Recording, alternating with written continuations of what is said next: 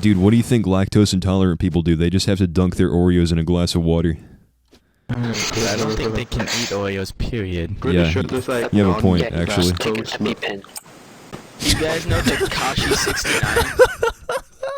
Just eat the Oreos and then fucking use an EpiPen, dude. It's a perfect workaround. Tekashi 69 looks like a humanized Care Bear.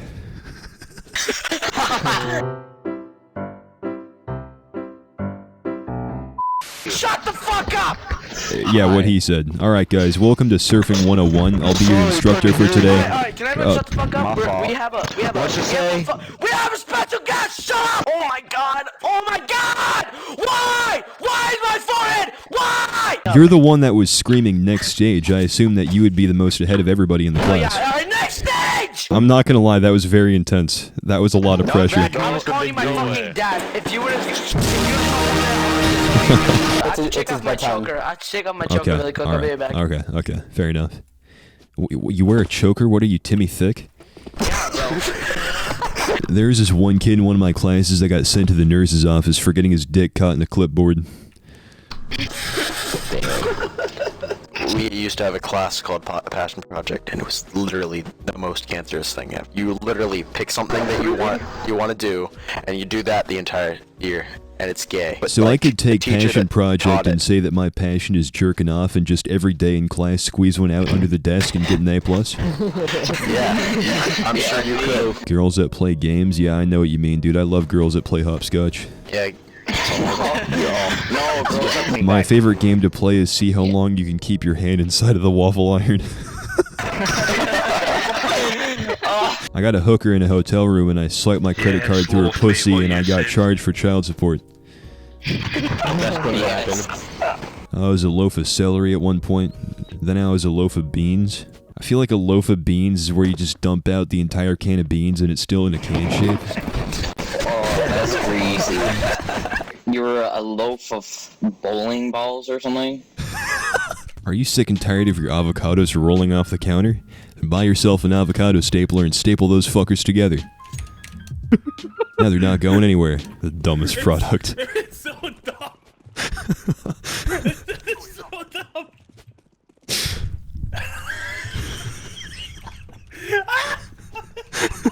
Oh god, Jesus Christ. Fuck, man. Nah, I just like to fuck your daddy, nigga. That's what I do, bro. What the fuck is this? He does that for $100 a day. Nah, I do it for free, man. Your daddy cute, nigga. Got a hairy butthole. Nah, Trump is sexy as hell, bro. I would fuck Trump in the dick.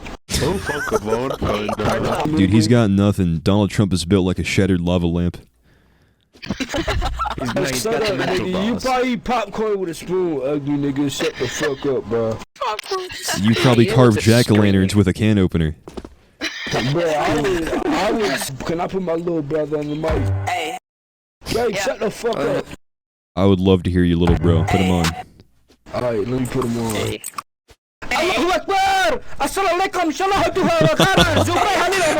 McNasty, what the fuck is that? Flamin' Yong. Is that like blackface rug?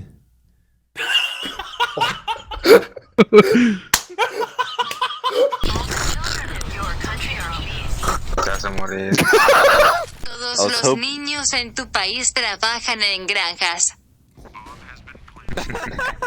What did you just say?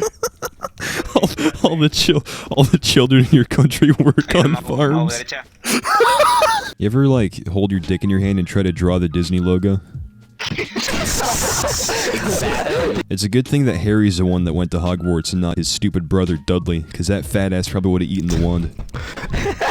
KSI versus whatever the other fuck's name is. I bet when they're fighting on the ground it's gonna look like a fucking yin and yang symbol. You guys ever like mixed your grandma's ashes into a thing of Jamba Juice? It's really good. It's like a protein shake, but you know, another person. If you eat your grandma's ashes, you absorb her powers. Dude, I can't wait to get the power of knitting. With the rat. Okay. Carl, I know you got bar mitzvah money, bro. Buy me a gun, fuck! Just go in and say you're 18, Carl. Carl, buy us Carl's beer, like bro. the You totally look Fogel. 40, bro. Carl, that mustache. Buy us beer, bro. Okay, guys. Sounds like somebody trying to mow a river.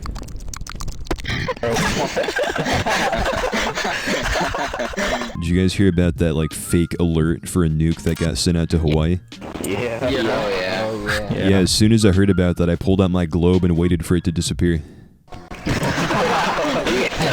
The fuck is happening? See, I told you. What's so funny, Rack cunt? Rack is like, yo, if I'm gonna What are you get laughing drunk at? tonight. I don't know, dude. That's the best part. Because I thought he was in the smoke. I thought I could get a cheeky knife kill. Yeah, but then you went back to your gun and then back to your knife. Carson, your constructive criticism is about as useful as a papier-mâché bomb shelter. Shut the fuck up, cunt. I started writing down my own jokes now too that I've been saving for shit. You fucking wrote down You don't vagina. have any jokes. Which jokes? He's a robot. So can you like go to Walmart and buy like a $5 mic? Thanks. Fucking robot ass, laggy ass, goofy ass, fucking Mr. Destructoid. 900 ping ass, fucking DDoS ass, fucking Wi-Fi, no Ethernet cable ass, fucking Bender from Futurama sounding ass. Do you want to hear my impression of two ducks fighting like cats?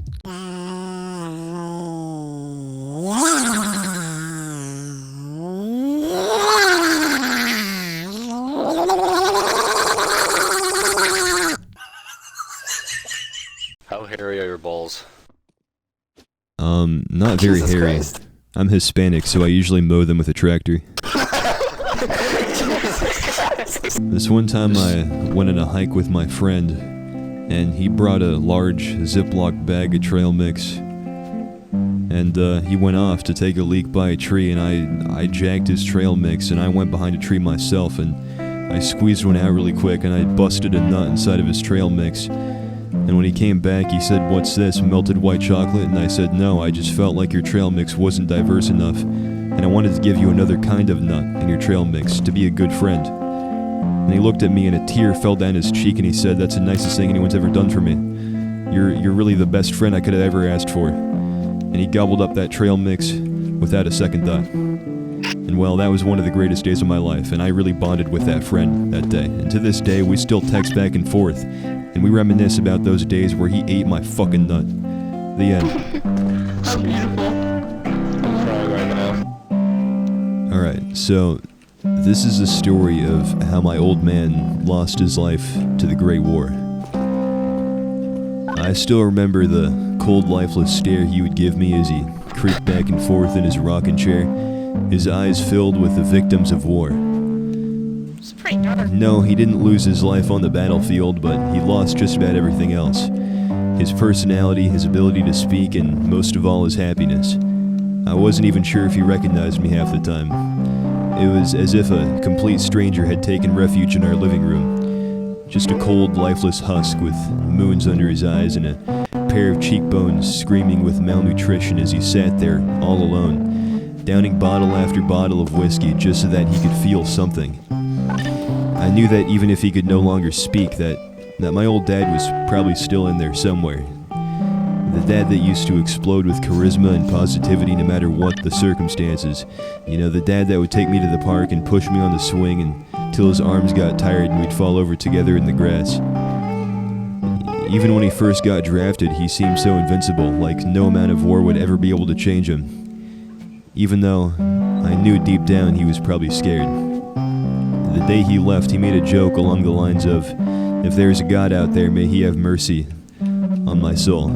If he only knew how tragically ironic that was. Many years went by and my mother became deathly ill, bedbound with a jarring flu that only seemed to get worse every day. Her neighbors would sometimes stop by with homemade medicines and antidotes, but as the days passed, they started to show up less and less. I think it's because they started to realize it was futile. And the day I found my mother dead was the day I was catapulted out of my childhood. I buried her with a handful of tulips from our garden, but for some reason I never shed a single tear. Before she had passed, she had baked an apple pie and let it cool on the kitchen windowsill, hoping the fragrance would help guide my father back home. The very same day my mother died was the last day. So I guess so you have a small penis. Exactly. And I looked in the mirror and I started crying because I realized that, despite all these tragedies in life, I still had a tiny-ass dick and I would never be able to recover. And that was really, truly, the saddest thing of all.